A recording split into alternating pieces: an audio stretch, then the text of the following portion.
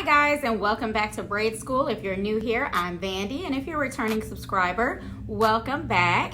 Today we are going to cover the topic of length management. That means managing the length of each braid as you move up the head so that all of the braids are the same length by the time you get finished with your entire process. So today I'm going to show you how to prep and how to install the hair so that you're managing your length and you don't have to do a whole lot of cutting or fixing when you get towards the end. So if you want to learn more about length management for braids, make sure you stay tuned. So first things first, we want to prep our hair before we begin braiding. Today we're going to be prepping for knotless braids, but I'll also show you how to manage your length for box braids as well. The color that we're using today is the color 30. As you know, we like to work with colored hair so that we can practice our tucking and we can see exactly where the extension hair ends and the natural hair begins. And of course, we're using the brand expression. Today I'm prepping as if I'm going to be doing a set of knotless braids mid-back length. So usually that lands around bra strap length on a client. On this side of the rack, I'm gonna be prepping 42-inch pre-stretched hair. This side of the rack, I'm gonna be prepping 52-inch pre-stretched hair. So 52 inches means that it's 52 inches from end to end. So from here to here, it's 52 inches, but if you were to fold it in half, it's 26 inches. Same thing goes for the 42-inch.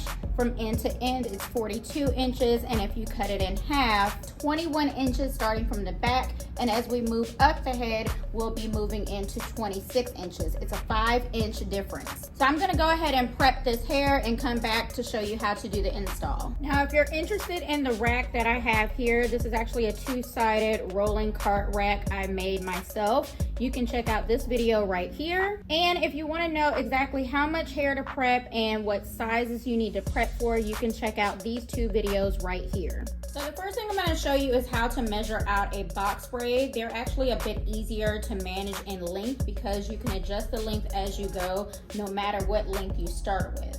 So for example, this is the 42-inch that we're going to put in the back of the head. You see where it falls right here, and it tapers really nicely here, so you have a nice tight braid at the end. But as we move up the head, up here, it stops about 2 or 3 inches past this point. But if we want the braids to be even, we gotta make sure that we stretch the hair out. So with a box braid, what you can do as you're moving up the hair is what I like to do is split the hair in half, whatever piece you're using. And then I like to slide one past the other. So I'm moving my middle point from one side to the other. And then by doing so, I now have a longer piece of hair that falls longer to the bottom. The only downside to doing this is that the more you do this, the more it will taper. So you may have to add in hair as you go along if you want a thicker braid. But for the most part, this form of length management works really well for box braids in general. And you don't have to be scrambling looking for different lengths of hair, because sometimes the beauty supply store doesn't have the hair length that you're looking for. All right, so I've already completed my first knotless braid, and I use this as a guide as my stopping point. You'll hear a lot of braiders, if you follow them, say often that the very first braid is the most important, and they are absolutely right, because the very first braid is going to set your length for the entire head, and it's also going to set the tone for the head. So once I finish this first braid, it's going to tell me this is the size and the length that I want the entire rest of the head to be. As you saw earlier, this client has very long hair. I do tend to have a lot of clients, especially kids, who come in and say, oh, we want the hair braided, but we only want it braided right to the ends of the hair. What I always have to tell them is I have to go at least a couple of inches past their natural length, because when you go to take these braids down, you're gonna have a time trying to take out the braids at the ends. So I give them enough leadway so that they have something that they can cut and start taking the braids out with. Also, when it comes to the hot water dipping, we don't want to dip too far up the natural length of the hair, so we want to have at least a couple of inches to work with. So if you have a client that already has mid-back length hair, usually I would have to tell them you need to get waist length braids, because one, your takedown is going to be pretty hard, and 2, we need to add in enough hair to cover the full length of the hair. So now I'm going to show you 2 different ways to manage the length as you move up the braid. As you can see on my rack here, I have prepped one side with the 42 and one with the 52, and typically as I'm moving up, I'm pulling from the 42 and I'm managing the length from there. But let's say I get to the 3rd or 4th row and my 42 is not hitting the same length as the back braid.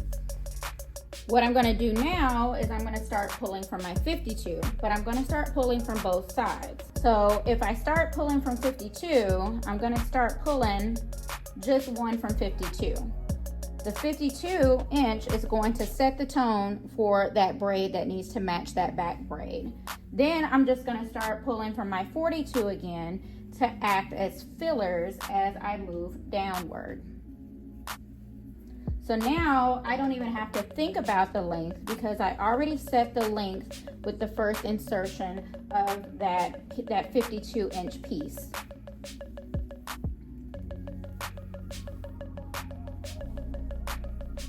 Another question I get quite often is, as you're doing knotless braids, how do you know when to add in the hair? Here is a really easy trick that you can keep in mind. As you're moving down the hair, you're going to feel like maybe 1 or 2 legs is off, and you want to start inserting because you know you're not going to have enough here. What I do is I will use that very back braid as a guide for where I need to insert another 42 inch. So as soon as I'm braiding down and I reach this level here, I'll grab my 42 inch, insert it, and keep braiding. By doing this, it does not change the length. I'm just using it as a filler. So this is one easy tip for adding in the hair, knowing when to add in the hair. So basically what you don't want to do is if you're moving down the braid and you need to insert hair, you don't want to insert your longer piece because the longer piece is going to extend the length of the hair and it won't match that back braid. You always want to use shorter pieces as you're going down the braid as fillers. That way you don't have to do a lot of cutting or fixing towards the end. And there you see, both braids are exactly the same length. All right, so here's the second way to manage your length, and this is in the event that you don't have longer hair to work with. Let's say you get to the beauty supply store and the color you want, all they have is short hair. You can still get braids the same length, you're just gonna have to know how to feed in hair properly. When you're moving down the braid, typically the best point of insertion is right in the middle where the hair cuts in half. This is usually the middle. What you can do is instead slide the hair.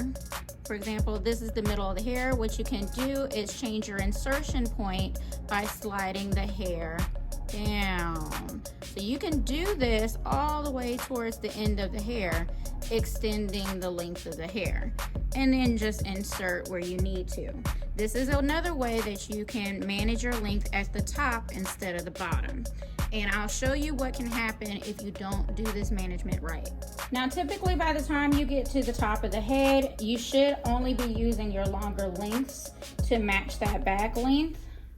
But I'm gonna show you what happens if you use all long hair throughout the course of the braid. So let's say we're getting to the bottom of the braid, but you wanna keep adding hair because you didn't run out of hair. But you're adding in more long hair. The longer hair you add, the fatter that braid is gonna get. This works great if you're braiding to the floor and you wanna maintain that consistency as far as the thickness goes. But let's say these are the braids that you're working on. You can already see as I'm moving down that this braid's not gonna match. So remember, this is our marker. This is where we needed to stop. These are where the other braids had stopped. But this one is really fat right here, and we still have all of this hair left. Typically at the end of the braiding process, we'll use a razor comb to trim the braids to make sure that they're even across. What you don't want to do is trim when the braids are too fat at the ends, because this is what happens.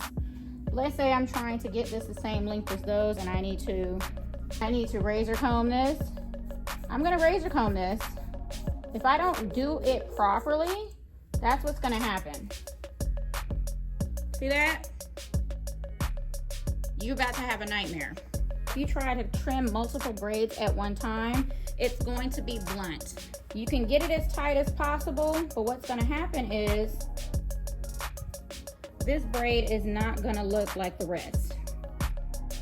We don't have consistency here. You got a full blown braid all the way down here, and the rest of these are tapered. So this is why length management at the top of the head is more important than trying to trim it and fix it at the end. It becomes much more of a nightmare and your results are not consistent. So that completes today's video, you guys. I did go ahead and trim and dip the ends of all these braids so that you can see how consistent they look. And I also trimmed the bottom so that you can see that they're not gonna unravel because we tapered them properly. If you ever wonder why a braider who supplies the hair for you wants to know your exact length measurements, height, how you want the ends to look, this is one reason why, because how we manage our length depends on what your needs are. So whatever project you're tackling, whether you're a professional braider or you're just braiding your girlfriend's hair, I hope this video was helpful for you as far as managing your length and how you want your end results to come out. As always, if you did learn something, make sure you thumbs this video up and share it with a friend. It helps this channel out so much. If you're new to the channel, make sure you consider subscribing for more content like this every week. Thanks so much for stopping by, and I'll catch you in the next video. Bye.